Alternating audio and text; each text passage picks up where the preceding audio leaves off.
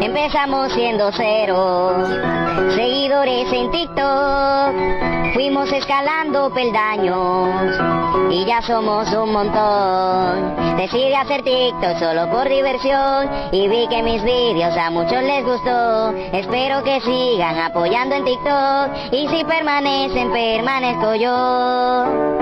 Hey, te quiero agradecer por ser parte de esta familia de seguidores. Hey, gracias por cada like, también por comentar y apoyarme en el TikTok. Gracias.